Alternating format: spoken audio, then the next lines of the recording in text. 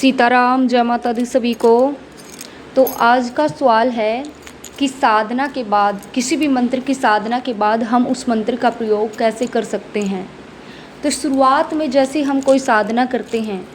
तो हमें शुरुआत की साधना में किसी भी मंत्र का एक झाड़े के रूप में या किसी भी रूप में किसी पर, खुद पर या किसी और पर कोई भी प्रयोग नहीं करना है। लेकिन जब जैसे ही हम उस मंत्र की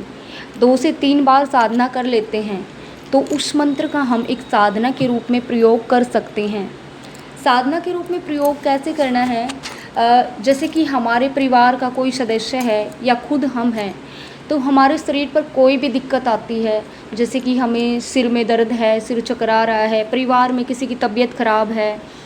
तो हम थोड़ा सा जल ले करके,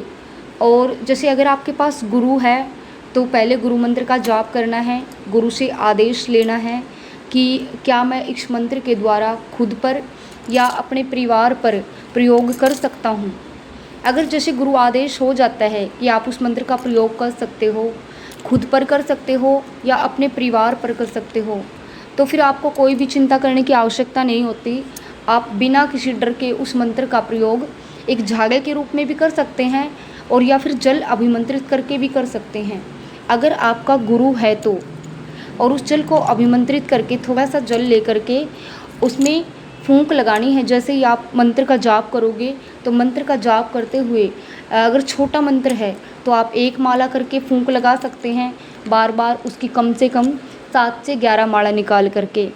या फिर आपका मंत्र बड़ा है तो आप एक एक मंत्र बोल के भी उस जल में फूंक लगा सकते हैं। तो उसके बाद से वो जल जो है अभिमंत्रित हो जाता है। तो अपने गुरु का मंत्र बोल करके जब आखिर में जब वो पूर्ण हो जाए आपका जाप, तो उसमें फूंक लगानी है आपको। और उसके बाद उस जल को जो भी रोगी होता है या जिसके भी शरीर में जो भी दिक्कत होती है या आपके स्वयं के शरीर में कोई दिक्कत है तो आप उसका प्रयोग कर सकते हो। और जैसे कि आपका गुरु नहीं है, तो अगर आपका गुरु नहीं है तो आप सिर्फ जल अभिमंत्रित करके ही स्वयं पी सकते हो अगर आपके शरीर में कोई समस्या है तो। और आप अपने परिवार को भी पिला सकते हो, लेकिन बाहर किसी भी व्यक्ति पर उसको प्रयोग नहीं करना है। और अगर आपका गुरु है तो भी उस मंत्र को किसी बाहर के व्यक्ति पर प्रयोग नहीं करना है, क्योंकि जैसे ही हम उस मंत्र को किसी और दूसरे पर प्रयोग करेंगे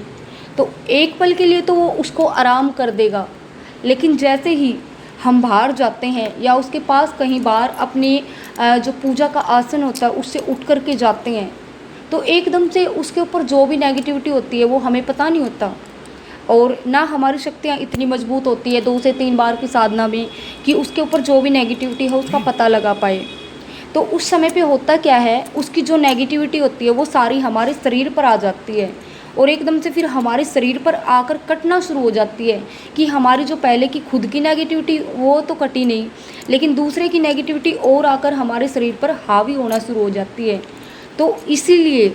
अगर हमारा गुरु है तो भी और नहीं है तो भी हमें किसी और व्यक्ति पर झाड़ा या फिर पानी फूंक कर प्रयोग नहीं करना चाहिए, या उसको कोई भी पीड़ा हो रही हो तो उसको जल नहीं पिलाना चाहिए या झाड़ा नहीं देना चाहिए।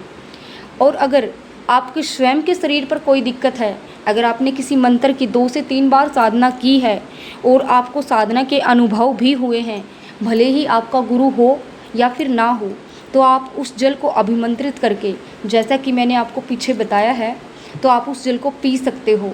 और ये आपकी नकारात्मकता भी काटेगा।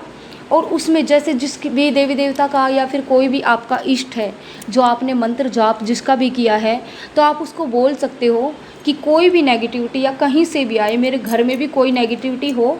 तो इस जल को मैं आपके आदेश से अभिमंत्रित कर रहा हूँ, अपनी शक्तियाँ इसमें समाहित कर दो। और इस जल को जैसे ही मैं पीऊँ तो मेरे शरीर के अंदर जो भी कोई भूत प्रेत पिशाच या फिर कोई शारीरिक या मानसिक रोग दोष जो भी हो तो वो ना रहे। तो ऐसा आपको अपने इष्ट देव को बोलना है। तो आप यकीन मानिए कि आपके शरीर में जो भी कोई दिक्कत होगी तो वो स्वतः ही ठीक होती चली जाएगी अगर आप ऐसा करते हैं तो। लेकिन शुरुआत की साधना में आपको ऐसा नहीं करना है, इस बात का आप विशेष ध्यान रखिएगा। और आज की वीडियो में बस इतना ही, और आप सभी अपना ख्याल रखिएगा। जय माता दी, जय माँ भगवती, जय बालाजी महाराज की, सीताराम सभी को।